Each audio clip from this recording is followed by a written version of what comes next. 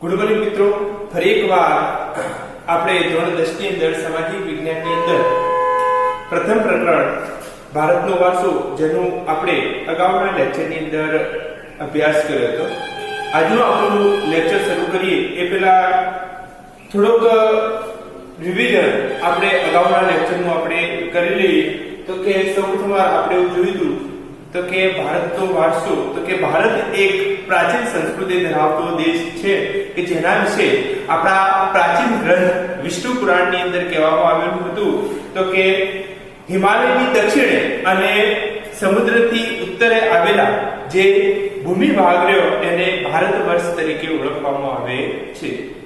ત્યારબાદ આપણે એક ટૂંકો પ્રશ્ન એવો પણ જોયો હતો તો કે ભારત ના વિશે અથવા કોઈ પણ પવિત્ર કાર્ય કરતા પહેલા આપણે ભારત વિશે કયા કયા અન્ય નામોનો ઉલ્લેખ કરીએ છીએ. તો કે જેમ કે આપણે જોયું હતું ભારત વર્ષ, ભરતખંડ, જંબુદ્વીપ, આર્યાવર્ત વગેરે જેવા નામો પ્રચલિત હતા. તો કે એ પછી આપણે એવું જોયું કે સંસ્કૃતિ એટલે શું? તો કે સંસ્કૃતિ એટલે કે ટૂંકા શબ્દોમાં જીવન જીવવાની રીત. સંસ્કૃતિ એટલે માનવ મનનું ખેડાણ, આચાર વિચાર, રહેણી કરણી, ધાર્મિક માન્યતાઓ, પરંપરાઓ અને જીવનને ઉચ્ચતર ધ્યેય સુધી લઈ જતા આદર્શનો સરવાળો એટલે કે સંસ્કૃતિ. ત્યારબાદ આપણે આપણા વારસાના બે પ્રકારો વિશે જોયું. તો કે કુદરત એટલે કે ભારતનો જે વારસો આપણને મળેલો છે એ વારસાના કહીએ કે બે પ્રકારો વિશે જોયું. તો કે એક જોયું પ્રાકૃતિક વારસો અથવા વારસાના પ્રકારોની વાત કરીએ તો કે એક પ્રાકૃતિક વારસો અને બીજો હતો સાંસ્કૃતિક વારસો. પ્રાકૃતિક વારસો એટલે કુદરત દ્વારા મળેલો હતો એવો વારસાને અથવા કુદરત દ્વારા આપણને જે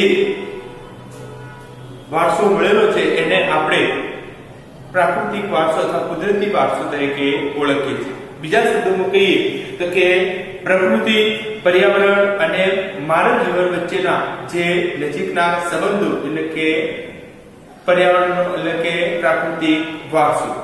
તો કે એની અંદર આપણે જોયું તો કે આપણને જે પણ દાખલા તરીકે ઊંચી પર્વતમાળાઓ એટલે કે હિમાલય, અન્ય પર્વતો, મેદાનો, રણ, સમુદ્ર કિનારા, નદીઓ, જંગલો, પશુ, પક્ષી વગેરે જે કુદરત દ્વારા પ્રાપ્ત થયેલું છે એવા બધા જ બાબતોને આપણે પ્રાકૃતિક વારસા તરીકે ઓળખતા હતા.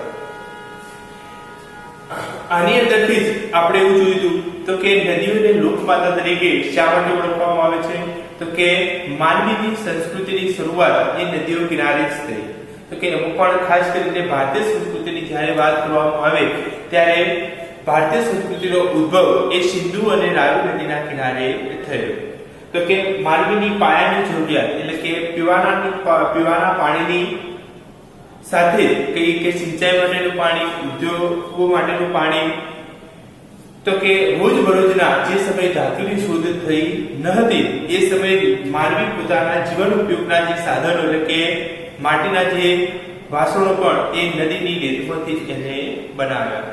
આ ઉપરાંત આપણે જોઈએ તો કે પોતાના મકાનના બાંધકામ, લીંપણ અને જે દિવાલોના બાંધકામની અંદર પણ એને નદીની માટીનો ઉપયોગ કર્યો. તો કે આ નદી એ વિવિધ રૂપે માનવ જીવનના વિકાસની અંદર અગત્યનો ભાગ ભજવ્યો. તો કે નદી કિનારાના જે કુદરતી સૌંદર્ય એ માનવીને કઈ એક કલા કૌશલ્યના વિકાસની અંદર પણ મહત્વનું યોગદાન આપ્યું. તો કે આમ નદીઓને વિવિધ ઉપયોગોને લઈ અને માતાનું બિરુદ મળ્યું. ત્યારબાદ આપણે ભારતના વન્ય જીવન પર વાત કરી હતી અને વનસ્પતિ જીવન. તો કે એના આધારે પણ આપણે પ્રશ્ન જોયો તો કે ભારતીય પ્રજા એ પર્યાવરણ પ્રેમી અને પ્રકૃતિ પ્રેમી શા માટે રહી એની પણ આપણે વાત કરી હતી. ત્યારબાદ ભારતના સાંસ્કૃતિક વારસો એટલે કે માનવે પોતાની બુદ્ધિ ચાતુર્ય, આવડત અને કલા કૌશલ્ય દ્વારા જે કંઈ પણ સર્જન કર્યું છે એને આપણે કહીએ કે માનવ સર્જિત વારસો તરીકે ઓળખવામાં આવે છે. તો કે એની અંદર આપણે જોયું તો કે વિવિધ મંદિરો, સ્તૂપો, વિહારો, ચૈત્યો, મકબરા, મસ્જિદો, કિલ્લાઓ, ગુંબજો, અન્ય ઇમારતો, ઉત્કલન કરેલા જે સ્થળો રહ્યા, ઐતિહાસિક સ્મારકો અને આપણા કંઈક સ્વતંત્ર સંગ્રામના જે ઐતિહાસિક સ્થળો જેમ કે સાબરમતી આશ્રમ, બારડોલી, વર્ધા, શાંતિનિકેતન એટલે કે કલકત્તા ખાતે, દિલ્હી વગેરે પણ આપણા સાંસ્કૃતિક વારસાની ઓળખ છે. તો કે આમ આપણે માનવ સર્જિત વારસાની પણ વાત કરી. ત્યારબાદ હવે આજે આપણે નવો ટોપિક જોઈશું, ભારત ભૂમિ અને એના લોકો. તો કે આદિ માનવની ઉત્પત્તિ, આદિ માનવ એટલે કે શરૂઆતની જે માનવની સંસ્કૃતિની શરૂઆત થઈ અથવા પૃથ્વી પર માનવનો વસવાટની શરૂઆત થઈ તો એવું માનવામાં આવે છે તો કે સૌપ્રથમ આદિ માનવની ઉત્પત્તિ ભારત અને પૂર્વ આફ્રિકાની અંદર એક સાથે થઈ એવું માનવામાં આવે છે. તો કે આપણે અગાઉ જોયું એમ તો કે અનાદિકાળથી ભારત એ પોતાનો કહીએ કે સમૃદ્ધ અને વૈવિધ્યસભર વારસાના કારણે વિશ્વની અંદર પ્રખ્યાત. તો કે આવા સમૃદ્ધ અને વૈવિધ્યસભર ભાતીગળ વારસાને લઈ જે વિશ્વની પ્રજાઓ હતી એ ભારત તરફ આકર્ષાઈ અને ભારતની અંદર આવી અને વસી. અને એ બધાના પરિણામે આપણે જોઈએ કે વર્તમાન સમયની જે ભારતની ભાતીગળ સંસ્કૃતિનો વિકાસ થયો. તો કે અત્યાર સુધી ભારતની સૌથી પ્રાચીનતમ પ્રજા તરીકે દ્રવિડોને જ ઓળખવામાં, પણ નૃવંશશાસ્ત્રીય અને ભાષાશાસ્ત્રની અદ્યતન જે શોધખોળો પરથી એવું નક્કી થયું કે દ્રવિડો ઉપરાંત બીજી 6 જાતિઓ પણ ભારતની અંદર વસવાટ કરતી હતી. તો કે એમાંથી જે પહેલી જે જોઈએ તો કે નેગ્રીડો. તો કે નેગ્રીડો એટલે કે હબસી પ્રજા અથવા નીગ્રો તરીકે પણ એને ઓળખવામાં આવે છે. તો કે નેગ્રીડો એ મૂળ એવું કે ભારતના સૌથી પ્રાચીન નિવાસી તરીકે પણ ઓળખવામાં આવે છે. નેગ્રીડો એ મૂળ આફ્રિકાના હતા. આફ્રિકાથી કઈ કે બલુચિસ્તાનના રસ્તે થઈ અને ભારતમાં આવ્યા અને સ્થાયી થયા. તો કે નેગ્રીડોની કઈ શારીરિક વિશેષતાની વાત કરીએ તો વર્ણે શ્યામ, 4 થી 5 ફૂટ ઊંચા અને માથે ઓકળિયા વાળ ધરાવતા હતા. આ એમની શારીરિક વિશેષતા હતી. તો કે એ પછી બીજા નંબરની જોઈએ તો કે ઓસ્ટ્રેલિયોઇડ પ્રજા. ઓસ્ટ્રેલિયોઇડ પ્રજા એટલે કે નિષાદ પ્રજા તરીકે એને ઓળખવામાં આવે છે. તો કે ઓસ્ટ્રેલિયોઇડ પ્રજા એ ક્યાંથી આવે તો કે અગ્નિ એશિયાના દેશો એટલે કે ભારતની પૂર્વ બાજુ આવેલા જે દેશો રહ્યા તો કે અત્યારના આપણે મલેશિયા, ઇન્ડોનેશિયા અને આ બધા દેશોની અંદરથી ઇતિહાસકારોના મત મુજબ કે અગ્નિ એશિયાના દેશોમાંથી ભારતની અંદર આવી અને ભારતના પૂર્વ દિશાના જે પ્રદેશો હતા તેઓ આગળ સ્થાયી થયા. તો કે આ પ્રજા ભારતમાં આવી તો કે આર્યોએ આને ભીલી એટલે કે નિષાદ તરીકે ઓળખાવે. બીજું તો કે ઘણીવાર પરીક્ષા દરમિયાન તમારા વિકલ્પ સ્વરૂપે પણ પ્રશ્ન પૂછાતો હોય છે કે ભીલી શબ્દ એ કઈ પ્રજા માટે પ્રયોજવામાં આવે છે. તો કે ઓસ્ટ્રેલિયોઇડ પ્રજા માટે ભીલી શબ્દ એ પ્રયોજવામાં આવે છે. તો કે ઓસ્ટ્રેલિયોઇડ પ્રજા એ શારીરિક વિશેષતાની અંદર કઈ કે એ તો કે ખાસ કરીને એમની શારીરિક વિશેષતાની અંદર રંગે શ્યામ, લાંબુ અને પહોળું માથું, ટૂંકું કદ અને ચપટું નાક એ એમની શારીરિક વિશેષતા હતી. તો કે વર્તમાન સમયની અંદર આપણે ભારતની કઈક અસમની અંદર કોળ અને મુંડા, એ પછી ખાસી, નિકોબાર અને બ્રહ્મદેશની જે પ્રજા બ્રહ્મદેશ એટલે કે હાલનું મ્યાનમાર વગેરે જગ્યાની જે પ્રજાની અંદર આ પ્રજાના લક્ષણો જોવા મળે. તો કે બીજું ઓસ્ટ્રેલિયોઇડ પ્રજા એ ભારતીય સંસ્કૃતિ અને સભ્યતાના વિકાસની અંદર મહત્વનું યોગદાન આપે.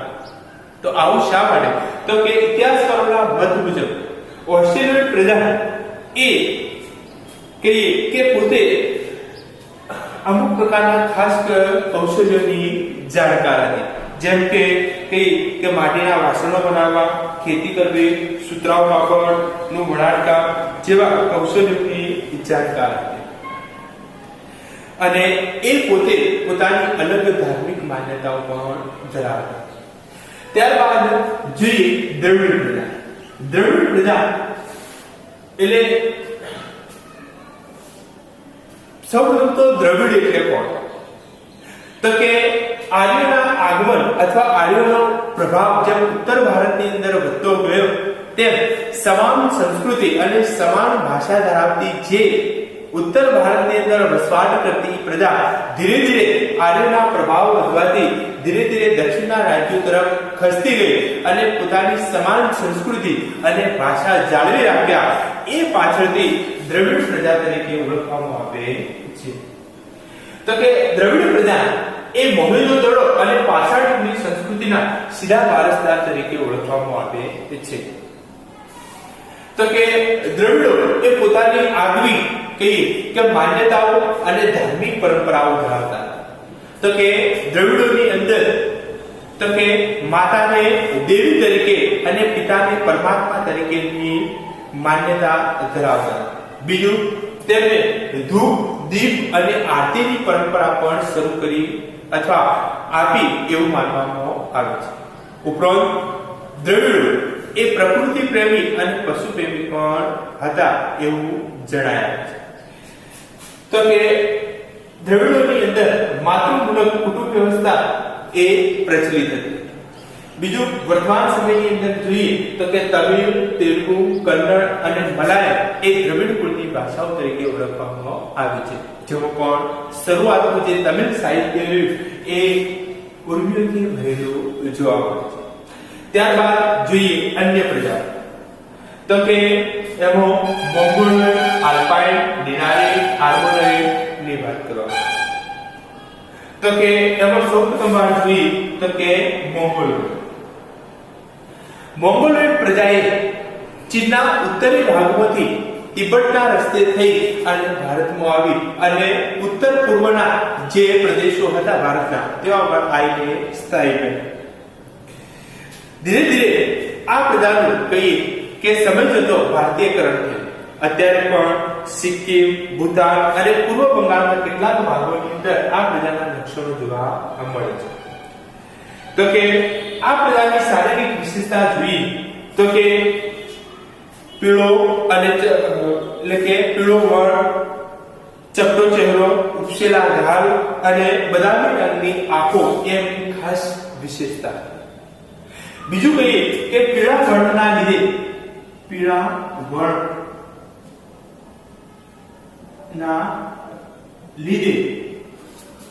કિરાત પ્રજા તરીકે પણ ઓળખાય.